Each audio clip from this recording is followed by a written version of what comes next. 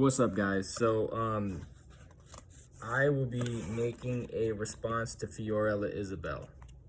So Fiorella Isabel, if you saw 3 days ago, I just rewatched it and I took a bunch of notes just right now.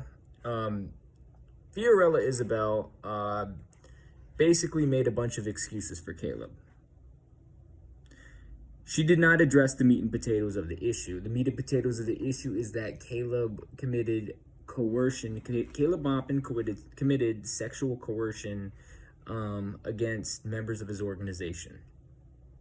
He furthermore tried to isolate members of the organization from their friends, families, and neighborhoods to try to butter him up and to do his work for him. Yankee Tanky, aka Joey Shantz, detailed the fact that when they were in Jersey City and New York City, the John Brown volunteers had to literally dumpster dive for food because they couldn't buy any food.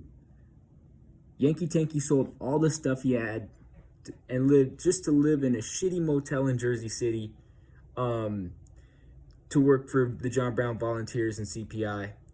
Yet you want to act like Caleb's innocent? I can't even speak English today. Yet you want to act like Caleb is innocent? Fiorella, tú eres parte del problema. Tú eres parte del problema.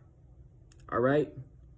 Porque sigues defendiendo a Caleb Maupin, lo cual causó mucho problema para su organización. Alright? Look, I have a whole list of notes detailing exactly what Fiorella said. Also, the fact that Caleb was sending explicit messages to the member of his organization who was a math tutor, and also caused that math tutor to lose her initial job as a math tutor. And then when she started her own math tutoring firm and she was coaching her students through mathematical formulas, Caleb sent explicit text messages, okay? Like, you did not address the substance, nor did you link any articles, okay? What Caleb did was harassment and misconduct and coercion. Furthermore, Caleb Maupin also exploited and abused members of his organization, and that's why they had to dumpster dive to get food because they didn't have any money, okay? And Caleb pimped out a member of his organization, okay? As well. Those are literal facts, Fiorella. Those are literal facts. Furthermore, you basically slandered Keaton as an opportunist, pointing to the part where he said that he couldn't really identify as a communist anymore. You're no psychologist. When the brain is still developing, as Keaton's what, only 19? His brain is still developing. Trauma registers differently in the brain, okay? CPI was a traumatic experience for Keaton. That's probably why he says he no longer can identify as a communist. Also, you neglected the part that Caleb refused to handle Keaton's bad behavior and deal with Keaton's bad behavior because he knew Keaton had receipts on him, okay?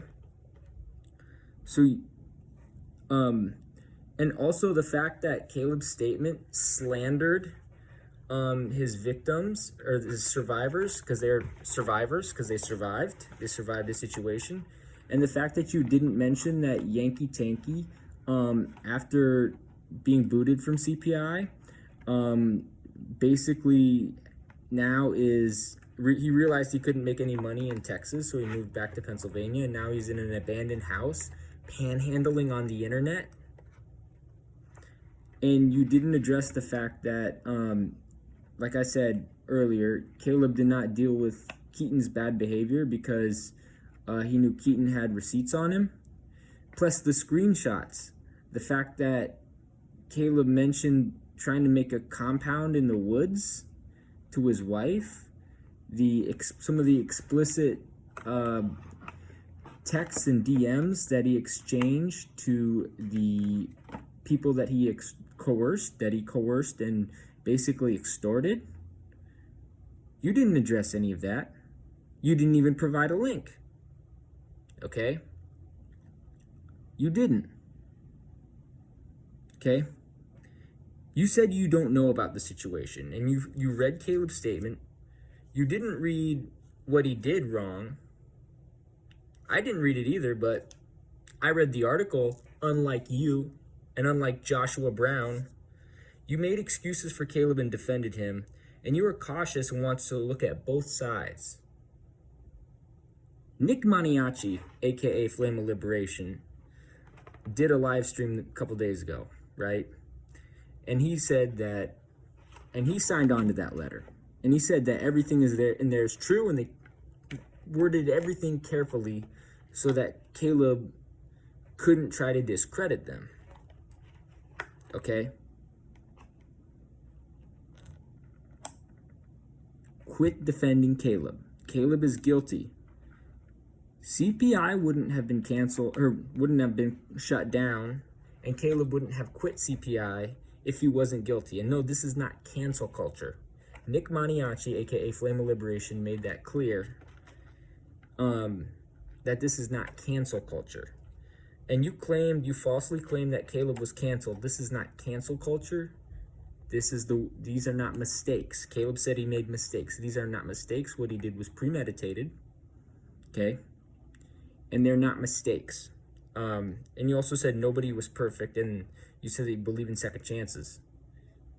Caleb's 34 years old. He'll be 35 December 30th. Okay?